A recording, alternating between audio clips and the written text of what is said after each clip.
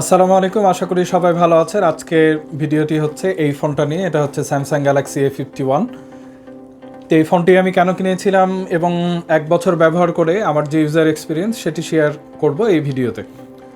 তো আমি একটি বেশ ভালো ব্র্যান্ডের ফোন খুঁজছিলাম এবং ওভারঅল সব কিছু after sale service, warranty, brand value সব কিছু চিন্তা করে আমি স্যামসাংকেই বেছে নিয়েছি। আমার বাসায় স্যামসাংয়ের অন্যান্য ডিভাইস ইউজ করা হলেও আমি নিজে কখনও স্যামসাংয়ের ডিভাইস ইউজ করিনি। তো এটা হচ্ছে আমার স্যামসাংয়ের পার্সোনালি ইউজ করা প্রথম ডিভাইস। এবং A51 কেন চুজ করলাম? A51 2020 সালে আপনারা যদি একটু খোঁজ খবর নিয়ে দেখেন তাহলে হচ্ছে যে ওয়ার্ল্ডের টপ সেলিং স্মার্টফোনগুলোর হচ্ছে একটা। এটি সবচেয়ে বেশি ইউনিট বিক্রি হয়েছে এবং এর বেশ কিছু ফিচার রয়েছে যার জন্য ফোনটাকে আমি চুজ করেছি। তো চলুন সেই ফিচারগুলো নিয়ে আলোচনা করা যাক। প্রথমে চলে আসি এর ডিসপ্লের কথা। এর ডিসপ্লে হচ্ছে 6.5 inch super AMOLED display, resolution 1080x2400 এবং এর ডিসপ্লে ডেন্সিটি হচ্ছে 405 ppi। তো আপনার ডিসপ্লের পিক্সেল পার ইঞ্চ যত বেশি হবে ডিসপ্লেটা তত বেশি কালারফুল এবং ভাইব্রেন্ট দেখাবে। ডিসপ্লে প্রোটেকশন হিসেবে গরিলা গ্লাস 3 ব্যবহার করা হয়েছে। স্যামসাং চাইলে এটি আর একটু আপগ্রেডেড প্রোটেকশন ইউজ করতে পারত। এরপরে চলে আসি এর ওএসের কথায়। এখানে আমি যখন ফোনটি কিনেছিলাম তখন এটি অ্যান্ড্রয়েড 10 ভার্সন ছিল। স্যামসাং দাবি করেছিল যে তারা পরবর্তী 3 বছর অ্যান্ড্রয়েড আপডেট দিবে। তো এই সিদ্ধান্তটা আমার এই ফোনটা কেনার ক্ষেত্রে বেশ বড় একটি ভূমিকা রেখেছিল, যে অ্যান্ড্রয়েড ওএস আপডেটের বিষয়টা। কারণ অন্যান্য ফোনগুলো ব্যবহার করে আমি দেখেছি যে তারা সর্বোচ্চ একটা হয়তো বা অপারেটিং সিস্টেম আপডেট দেয়। তো একটা ফোন তো আমরা আসলে 1 বছর বা 2 বছর চালানোর জন্য কিনি না। অনেকে হয়তো বা কয়েক মাস পর পর ফোন চেঞ্জ করেন, বাট বেশিরভাগ মানুষ হচ্ছে অ্যাটলিস্ট 3 বছরের জন্য একটি ফোন কিনেন। তো ওএস আপডেট যদি আপনি না পান, পরবর্তীতে যেটা হয়, ফোনের সফটওয়্যারগুলো যখন হচ্ছে আপডেট হতে থাকে, ধরেন যে এখন অ্যান্ড্রয়েড 11 চলছে, অ্যান্ড্রয়েড 11-এ বেস করে সফটওয়্যারগুলো আপডেট হয়েছে। এখন যদি আপনি অ্যান্ড্রয়েড 10 ইউজ করতে থাকেন, কিছুটা হলেও আপনার ফোনটা হচ্ছে একটু স্লো পারফরমেন্স পাবেন বা অ্যাপগুলো ঠিকঠাকভাবে কাজ করবে না, এই ধরনের কিছু ইস্যু হচ্ছে দেখা যায়। তো সেটা এড়ানোর জন্যই হচ্ছে যে লেটেস্ট ওএস আপডেট দিবে এমন ফোন হচ্ছে যে কেনা উচিত। এরপর আসি ইউআইয়ের কথায়। স্যামসাংয়ের ওয়ান ইউআই ফিচারটি আমার কাছে মানে খুবই ইউজফুল মনে হয়েছে। এটা আমার কাছে বেস্ট ইউআই মনে হয়েছে ইউজ করে। এর যে নোটিফিকেশান প্যানেল খুব ইজিলি অ্যাক্সেস করা যায়। এবং এই ফোনটির আরও একটি ফিচার যেটা আমার কাছে বেশ ভালো লেগেছিল, আমি এর আগেও একটি ভিডিও বানিয়েছিলাম, সেটা হচ্ছে এর এজ প্যানেল। এটা হচ্ছে যে এর এজ প্যানেল, আপনারা অন্যান্য ভিডিওতে দেখে নিতে পারবেন। এটা নিয়ে একটি ডেডিকেটেড ভিডিও ছিল। এই ফিচারটি আমার কাছে বেশ ভালো লেগেছে। এটা হচ্ছে যে একটা ফোন ইউজ করার সাথে সাথে আপনাকে আরও একটি ফোন মানে আরও একটি ডিসপ্লে ইউজ করার একটা এক্সপিরিয়েন্স দিবে। আর ওয়ান ইউআইয়ের সবচেয়ে বড় যেটা আমার কাছে ভালো লেগেছে সেটা হচ্ছে যে ইউআইটা অনেক বেশি স্মুথ এবং হচ্ছে ইউজার ফ্রেন্ডলি। আপনি যদি কোনো অ্যাপস সার্চ দিতে চান, বারবার হচ্ছে যে অ্যাপ ড্রয়ার আমাদেরকে স্ক্রল করতে হবে না। আপনি এখানে টাইপ করে জাস্ট 2-1টা ওয়ার্ড আলফাবেট টাইপ করলেই আপনাকে অ্যাপটা দেখাবে। বা আপনি যদি চান যে আপনার ডিসপ্লে স্ক্রিন টাইম আউটটা আপনি কন্ট্রোল করবেন, সেটিংসে যে ডিসপ্লেতে যে তারপরে যে স্ক্রিন টাইম আউট কন্ট্রোল করবেন, সেটা না করে আপনি জাস্ট এই সার্চ বারে, সেটিংসের এই সার্চ বারে এখানেও আপনি টাইপ করতে পারেন, তাহলে আপনি চলে যেতে পারবেন সেই জায়গায়।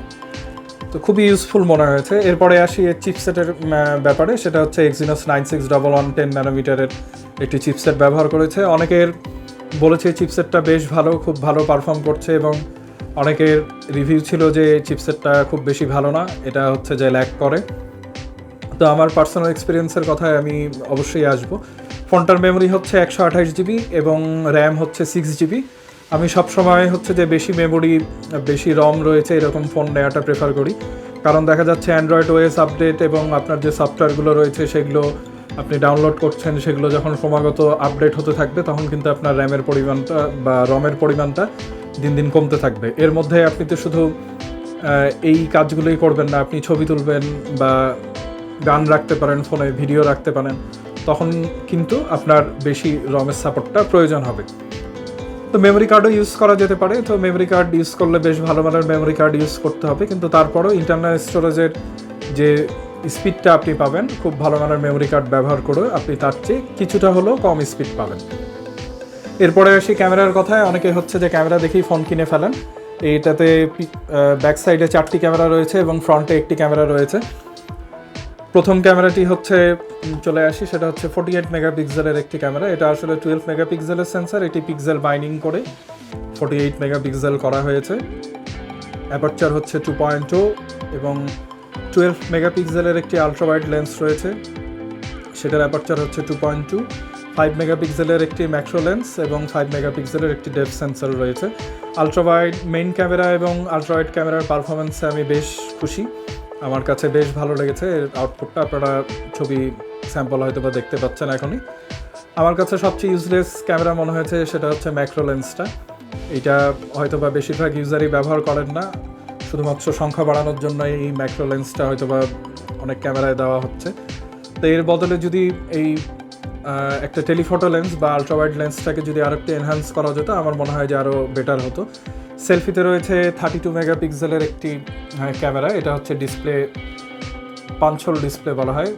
ডিসপ্লেটার মধ্যেই ক্যামেরাটা আসলে বসানো আছে। তো আপনি যখন ভিডিও দেখবেন বা ইউজ করবেন, ক্যামেরাটার উপস্থিতি আপনি আসলে সেভাবে লক্ষ্য করবেন না। আমি জানি না এখনও আপনারা বুঝতে পারছেন কিনা, ক্যামেরাটা ঠিক হচ্ছে এইখানে আছে। এবং চলে আসি এর সাথে কমিউনিকেশন ডিভাইসগুলো নিয়ে। এখানে আপনারা ব্লুটুথ ভার্সন 5 পেয়ে যাচ্ছেন, ওয়াইফাই 2.4 গিগাহার্টস এবং ওয়াইফাই 5 গিগাহার্টসে ডুয়েল ব্যান্ডের ওয়াইফাই পেয়ে যাচ্ছেন, টাইপ সি চার্জিং পোর্ট এবং হচ্ছে একটি 3.5 মিলিমিটার জ্যাক পেয়ে যাচ্ছেন। এবং আরও যেটা বিষয়, এটা হচ্ছে ডুয়েল সিম এবং ডেডিকেটেড মাইক্রো এসডি কার্ডের স্লটও রয়েছে। অনেক ফোনেই এখন হচ্ছে 3.5 মিলিমিটার জ্যাক ফেলে দিচ্ছে, স্যামসাংকে ধন্যবাদ, তারা এই ফোনটাতে এবং অন্যান্য অনেকগুলো ফোনে 3.5 মিলিমিটার জ্যাক রেখেছে। এইটার ফোনের ব্যাটারি ক্যাপাসিটি নিয়ে বলি, এটা হচ্ছে 4000 মিলি অ্যাম্পিয়ারের ব্যাটারি, 15 ওয়াটের ফাস্ট চার্জিং বক্সে ছিল। এটা দিয়ে ফুল চার্জ হতে অ্যারাউন্ড 2 ঘন্টা মতো লাগে। আর ব্যাটারি ব্যাকআপ নিয়ে যদি বলি, এইটা আপনাকে অনায়াসে 7.5-8 ঘন্টা ব্যাকআপ দিতে পারবে। ফোনটার ডিসপ্লে ফিঙ্গারপ্রিন্ট সেন্সার হচ্ছে ইন ডিসপ্লে, এখানেই ফিঙ্গারপ্রিন্ট সেন্সারটা রয়েছে, এটা বেশ ভালো কাজ করে। তবে আপনার হাত যদি ঘেমে থাকে বা আপনার হাতের যদি চামড়া উঠে থাকে, সেই ক্ষেত্রে ডিসপ্লে ইন ডিসপ্লে ফিঙ্গারপ্রিন্টটা কিছুটা সমস্যা করে। ফোনটার ওয়েট হচ্ছে 172 গ্রাম, কিন্তু ফোনটা হাতে নিয়ে অত বেশি ভারী মনে হয় না, আমার কাছে বেশ হ্যান্ডি মনে হয়েছে। এবং আমি যখন ফোনটা এক হাতে ইউজ করি, তখন এটা আমার কাছে খুব বেশি অসুবিধার মনে হয় না। ফোনটার ওয়েট ব্যালেন্স খুবই চমৎকার। এবার আসি আমার ইউজার এক্সপিরিয়েন্স নিয়ে। এর ডিসপ্লে ব্যবহার করে আমি হচ্ছে মুগ্ধ। আমি বেশিরভাগ সময় বাইরে গেলে, রোদে গেলে সানগ্লাস ব্যবহার করি। তো আমার আগের যে ফোনটা ছিল সেটা ছিল আইপিএস প্যানেলে, তো খুব রোদে গেলে ফোনটার যে অ্যাডাপটিভ ব্রাইটনেস সেন্সার ছিল সেটা কিন্তু ঠিকমতো কাজ করতো না, এবং দেখা যাচ্ছে ফুল ব্রাইটনেস দিয়েও আমি ফোনটার ডিসপ্লে ভালো মতো দেখতে পেতাম না। তো এই অ্যামোলেড ডিসপ্লেতে এই সমস্যাটি নেই, এবং এটার যে অ্যাডাপটিভ ব্রাইটনেস ফিচার রয়েছে এটা খুবই ভালো কাজ করে, খুবই ভালো কাজ করে। এটা নিয়ে নতুন করে বলার কিছু নেই। এবং আরও একটি বিষয়ে চলে আসি, আমি তো বলেছি আগেই যে অ্যান্ড্রয়েড 11 আপডেট পেয়ে গিয়েছি। অ্যান্ড্রয়েড 11-এ বেশ কিছু নতুন ফিচার ওয়ান ইউআই অ্যাড হয়েছে। ওয়ান ইউআইয়ের যে ফিচারগুলোর কথা বললাম, এটার এক্সপিরিয়েন্স ভাষায় বলে বোঝানো সম্ভব না, অনেক ইউজফুল। আপনারা ইউজ করে দেখতে পারেন, অন্যান্য ইউআই যারা ব্যবহার করছেন। ওয়ান ইউআই আমি আশা করছি যে আপনাদেরকে ডেফিনেটলি অনেক ভালো একটি এক্সপিরিয়েন্স দিতে পারবে। চিপসেট আমার কাছে যে 9611 নিয়ে অনেক কমপ্লেন শুনেছিলাম, আমার কাছে এখন পর্যন্ত ওই চিপসেটটার পারফরমেন্স বেশ ভালো লেগেছে। যদিও আমি হেভি গেমিং এই ফোনটাতে করি নাই, গেমিং পারফরমেন্সের কথা আমি আসলে বলতে পারছি না, বাট ওভারঅল মাল্টিটাস্কিংয়ের ক্ষেত্রেও চিপসেটটা ভালো মতোই সাপোর্ট দিয়েছে। এর মেমোরি বেশ ভালো সাপোর্ট দিচ্ছে এখন পর্যন্ত, এখনও এটা ফুল হয়নি। যদিও কিছুদিন আগে প্রায় 70-80 জিবি মতো স্টোরেজ আমি ইউজ করে ফেলেছিলাম, তারপরে কিছু ফাইল হচ্ছে ডিলিট করে দিয়েছি। এটাতে আগেই বলেছি 128 জিবি পর্যন্ত সাপোর্ট করে, বাট আপনারা এটাকে 128 জিবি পর্যন্ত নিয়ে যাবেন না, কিছুটা মেমোরি হচ্ছে ফাঁকা রাখার চেষ্টা করবেন, তাতে ফোনটা আপনাকে আরও বেটার পারফরমেন্স দিবে। র্যাম বেশ ভালো মতো সাপোর্ট দিয়েছে, ব্যাকগ্রাউন্ডে অ্যাপসগুলোকে হোল্ড করে রাখতে পেরেছিল। ক্যামেরার পারফরমেন্সও আমি মোটামুটি সন্তুষ্ট, আপনারা স্যাম্পল দেখতে পাবেন। তবে নাইট মোডে কিছুটা সমস্যা, গ্রেইন চলে আসে, এটা হয়তো বা স্যামসাং এটা দিয়ে কাজ করতে পারে, তাদের কাজ করা উচিত।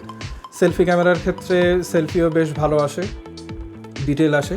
তবে একটা বিষয় যেটা আমার অপছন্দ, বর্তমান সবগুলো আমি যতগুলো ক্যামেরা দেখেছি সবগুলো ক্যামেরায় ফেসিয়াল একটা স্মুথনেসের এআই সিস্টেম কাজ করে, যেটা আমার কাছে খুব বেশি ভালো লাগে না।